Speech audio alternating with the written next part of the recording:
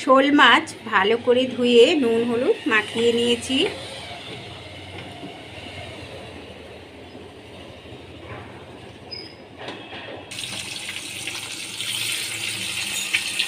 মাছগুলো আমি লাল করে ভেজে নিচ্ছি।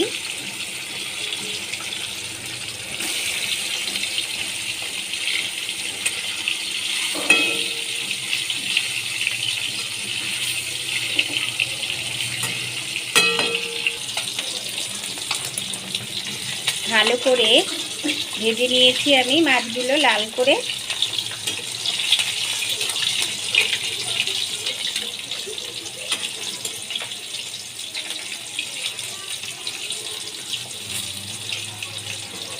বাদ বাকি মাছগুলোও ভেজে নেব। বাদ বাকি মাছগুলো আমি ভেজে নিচ্ছি।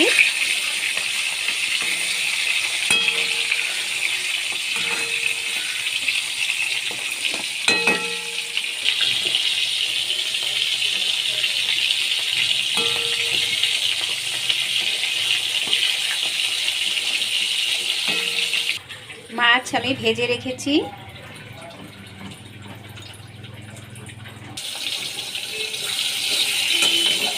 আলু ভেজে নিচ্ছি।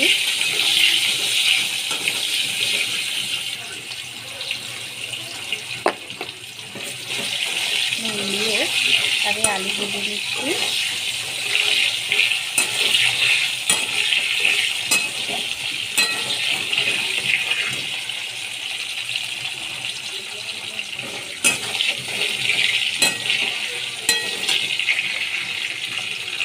কাশ্মীরি লঙ্কার গুঁড়ো দিয়ে দিয়েছি।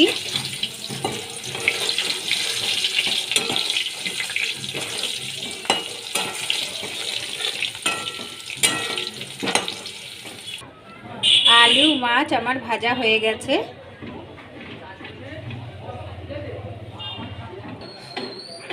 আদা আর কাঁচা লঙ্কা আমি বেটে নেব। আদা কাঁচা লঙ্কা আমি বেটে নিয়েছি। 1 চামচ জিরে গুঁড়ো দিয়ে দিচ্ছি। ভালো করে মিশিয়ে নিচ্ছি। আর 1 চামচ জিরে গুঁড়ো দিয়ে দিলাম। ভালো করে এটা মিশিয়ে নিচ্ছি। তেলে আমি 1 চামচ জিরে গুঁড়ো দিয়ে দিলাম, কালো জিরে দিয়ে দিলাম। আদা কাঁচা লঙ্কা বাটা আমি দিয়ে দিচ্ছি। হলুদ দিয়ে দিলাম, নুন দিয়ে দিলাম। আলু দিয়ে দিয়েছি। আলুটা আমি কিছুক্ষণ কষিয়ে নেব। আলু আগে থেকে ভাজা ছিল, বেশিক্ষণ কষাতে হবে না। আলু কষানো হয়ে গেছে। এবার এর মধ্যে মাছটা আমি দিয়ে দিচ্ছি। মাছ দিয়ে দিয়েছি। মাছ দিয়ে আমি ভালো করে কষিয়ে নিচ্ছি।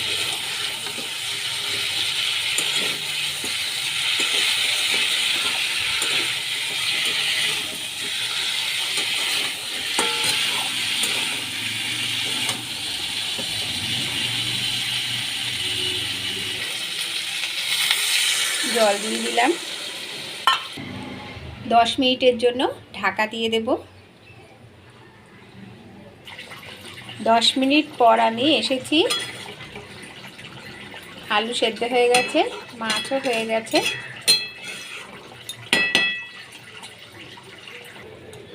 কাঁচা লঙ্কা দিয়ে দিলাম।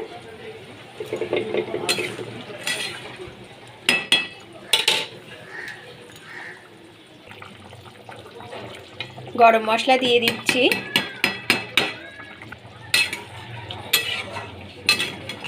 বন্ধুরা, রেসিপিটি যদি ভালো লেগে থাকে অবশ্যই সাবস্ক্রাইব করবেন, পাশে থাকবেন, লাইক কমেন্ট করবেন।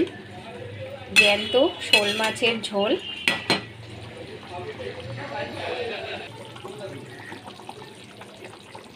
সর্ষের তেল দিয়ে দিচ্ছি।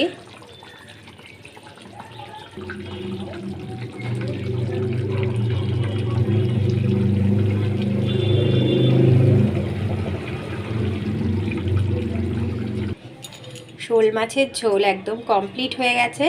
বন্ধুরা, রেসিপিটি যদি ভালো লেগে থাকে অবশ্যই সাবস্ক্রাইব করবেন, পাশে থাকবেন, লাইক কমেন্ট করবেন। বাড়িতে একবার এইভাবে শোল মাছের ঝোল রান্না করে দেখবেন, অবশ্যই ভালো লাগবে।